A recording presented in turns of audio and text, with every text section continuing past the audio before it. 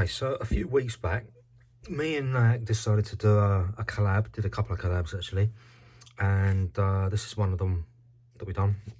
This is the second one, I think.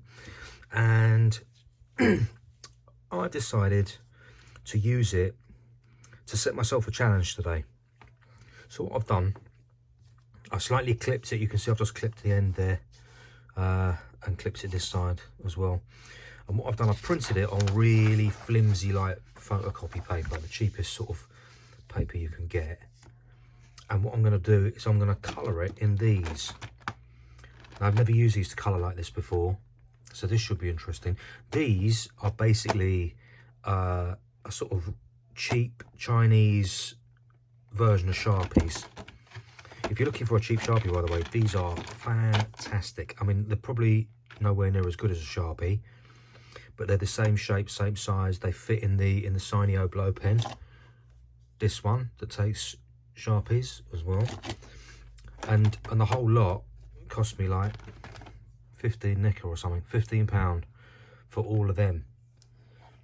And the colour range is actually really good. It's really good.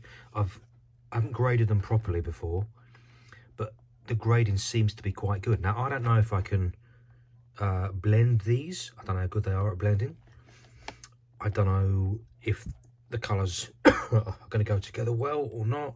I don't know if there's going to be enough colour variation. All of it is going to be trial and error.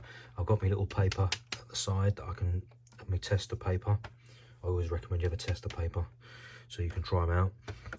But largely I'm just going to dive in, really, see what I can do with this, see what happens. So let's see how I get on.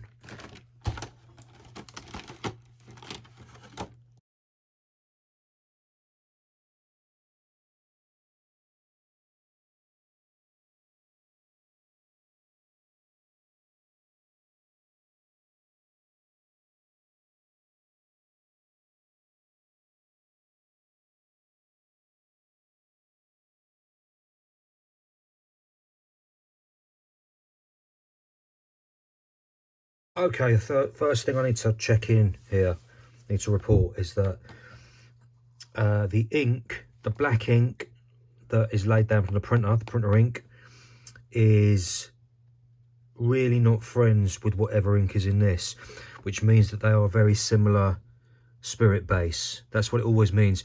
When you want to, is a quick tip, when you want to drop colour on something, generally make sure that the ink in your pens is not of the same chemical composition as the ink in your print work. If one is water-based and the other is spirit-based, then you'll be safe. If they're both spirit-based, you've got problems. If they're both water-based, you've got problems. Because what will happen is stuff you can see. I don't know if you can see the details there. What it's doing is making it run. I'm having to be quite careful to avoid the black. Sometimes I'm not. And it's just running a little bit. And personally, I don't really care very much about that. But if it was like a commission work or something and I was doing that, some people don't really like that very much. So that's the first heads up, really. Other than that, colour seems to be laying down quite nicely. It's got a nice, you can tell it's either alcohol or spirit based somehow. I don't know what's in it. Probably some hideous some like really shocking chemical or something, because it's actually laying down really nicely. Can you see that? There's no great sort of stroke marks in it or anything. Often when you use water-based colours, like things like Pen 68, Stabilos and stuff, they're brilliant. They've got great colour range. The only problem is they're water-based, and so you get stroke marks. So on those, you have to be really strict in your form. You still use them, but you have to be really strict in your form. You just have to do, like, if I was colouring that arrow there, it'd have to be all vertical marks like that. You can't just go around bits and everything because they stand out. You have to be really strict in your form. If you're working with alcohol markers or spirit markers, you do not have to be as strict. You can go that way, mash it up a little bit. The difference in your coverage is not very much. You could scrutinize it up close. I can see up close there's little sort of blobs and stuff, but you can't tell generally. As the overall effect, you can't really tell. So far I'm pretty pleased. These will be the telling things though when I'm doing the characters, because at the moment I'm not really doing fade. I might do a fade on this, I might not.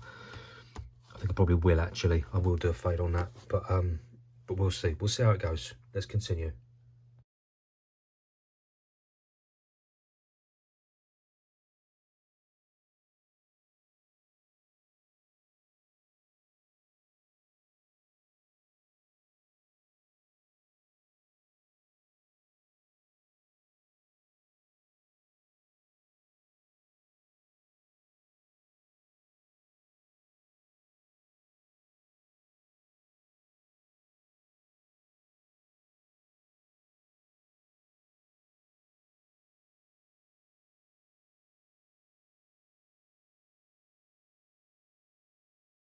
Okay, what am I learning so far? So, can you see this?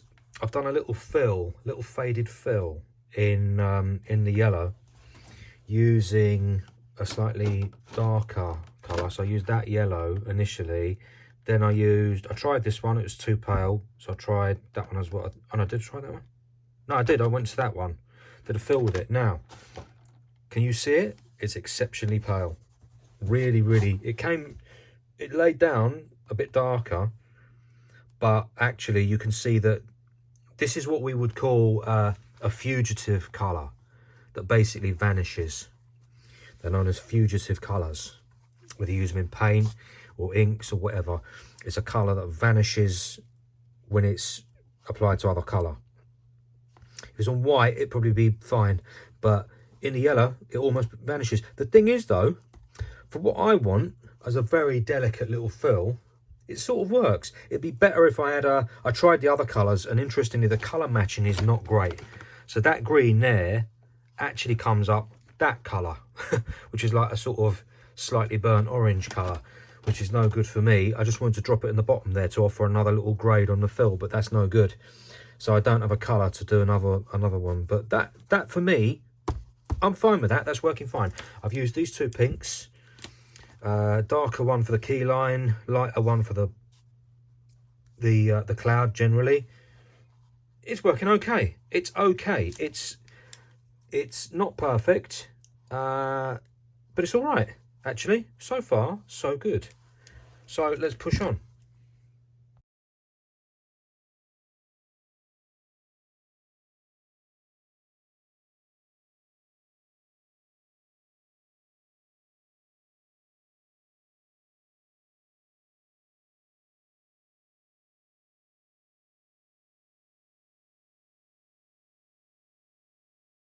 Okay, I'm checking in again because using these three, so these three pens, I thought I'd have a go at grading, a blending, and do you know what? It's not a bad job at all.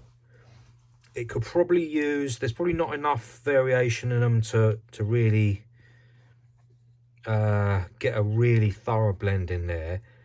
And they're not as good as my style files, but still, these are blendables. And bear in mind, I'm working small. That's only about like a 3-inch figure, this figure.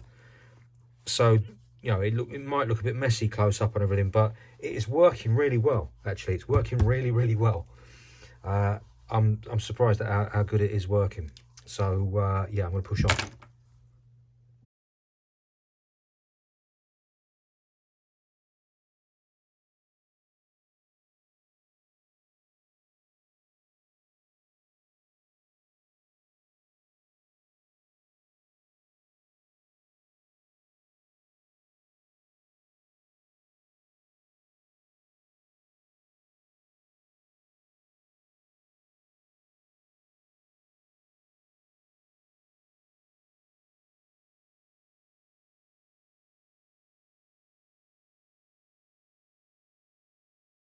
Okay, so what I've done, the greys are not good. There's only one grey in here, or there's two, no, sorry, there's two greys, and basically it's dark grey or even darker grey. That's no good for me for having to sort of shade and try to create a white garment. If you're creating a white garment or white surface of any kind, you want a gradation of grey and light, really light greys, preferably like neutral grey 1 or neutral grey 2, maybe even neutral grey 0 through 3. That's what I use, or 0 through 5. they don't have anything near that approximates that, so I've used this blue instead. They've got this really light, this would technically probably be like a cool grey 2 or 3 in a style file, or a Copic, something like that. And as you can see, it comes up really nice, and it's a nice contrast between these sort of turquoisey blues that I've used as the secondary light. But I'm going to leave that as it is. I think that's as good as I can get it, and it seems to work okay. It would be better if I had another, like one more grade of this, just to drop in to darken that up a little bit in tiny bits. I don't know. I don't have that. So I'm gonna leave it as it is. I think it's all right. I'm gonna move on to this character.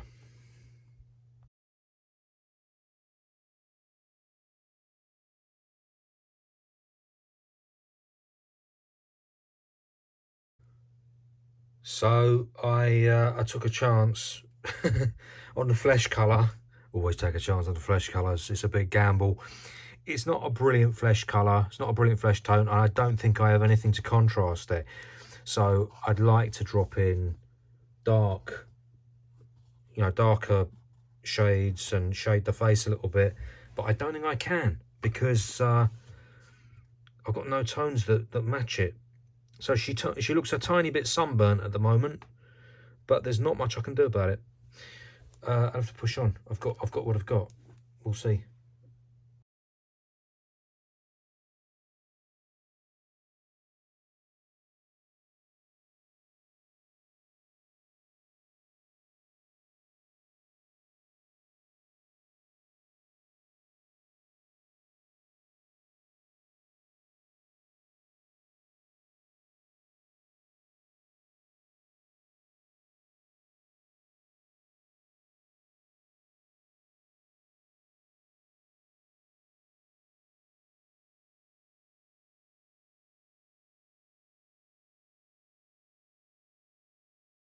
Okay, quick update. I am fighting a losing battle here, as you might be able to see.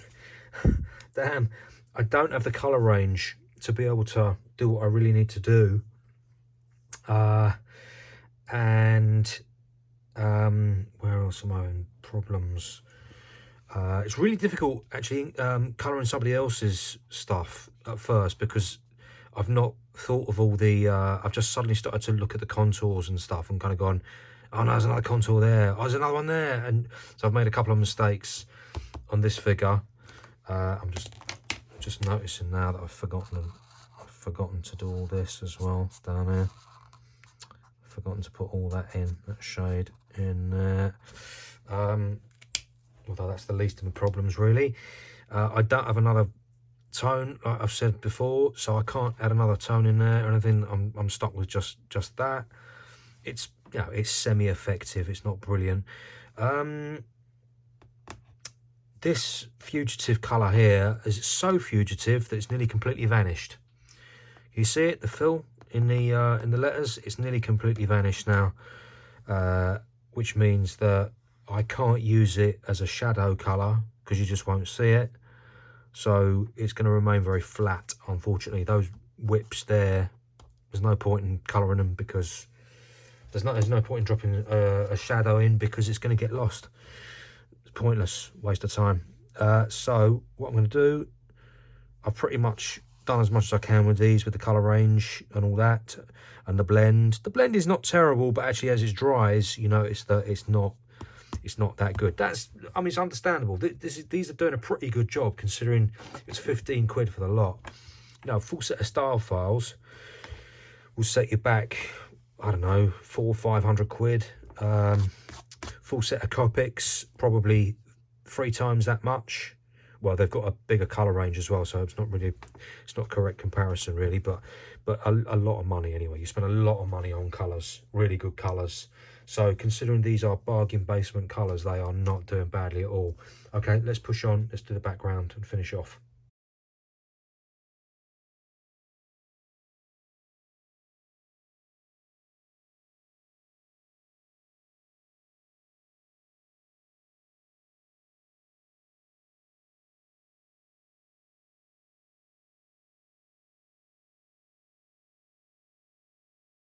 Okay, that's as much as I'm going to do. It's quite tricky for lots of different reasons. 3 different reasons actually.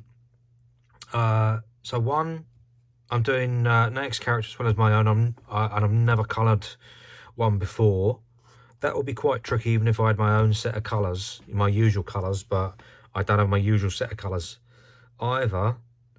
So that's 2 reasons. Don't have my usual set of colours, colouring somebody else's character, but also this was not designed to be coloured. It wasn't drawn to be coloured, it was drawn as a black and white piece. So it's got lots of black on it, which is, it's not only problematic from a sort of ink point of view, of the ink running and stuff like that. It's not only that, it's just a, see this bit, this is basically a fill here, this black, this graded sort of line black. It's a great fill, works really well on a black and white piece of art.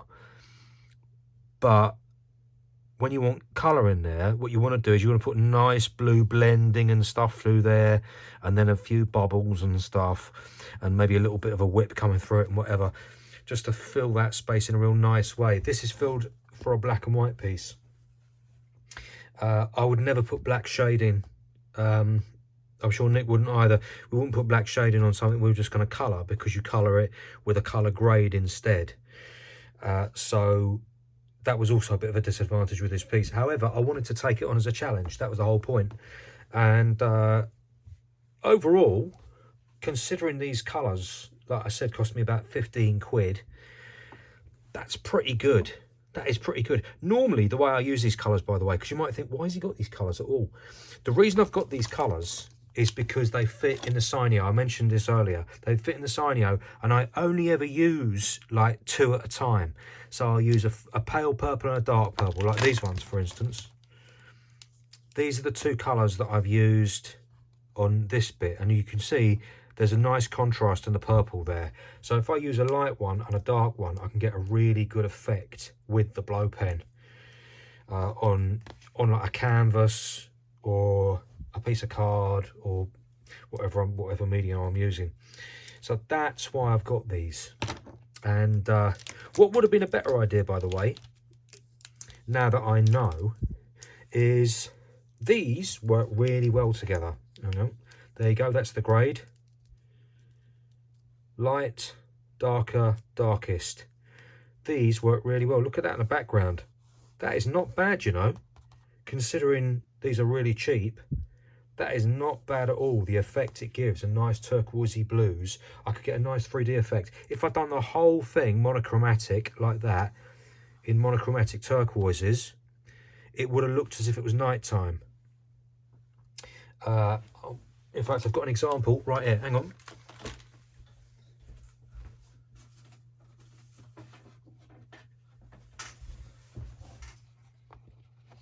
Here's an example of what it would have looked like. And that's pretty much the grade of blues. Maybe one more. I don't think there is a dark. Oh yeah, there is a darker one. There is a darker one in there. And I'd probably go that one as well, just to drop a really dark one on the end. Because you see that right down there. But that is the effect. It comes out like it's nighttime. It's a really lovely effect. So if I'd done that on this, it probably would have been better, because I was fighting to get the shades on these. I ran out, you know, you could say I've had to use just a light sort of baby blue as a grey gradient on there. It doesn't entirely work. You can see what I'm trying to do, but again, you know, the hair is all, I only had one, well, I had 2 yellows, but they're so similar that you can't really grade them against each other. So it was a bit of a fight, but there you go. That's the finished result anyway of my first attempt at using these ones to colour an entire piece. And yeah, it's okay, it's acceptable, not bad. 15 quid, what are they called? Shuttle art they're called, permanent markers. Yeah, 48 colours for 15 quid. You can't really go wrong, can you?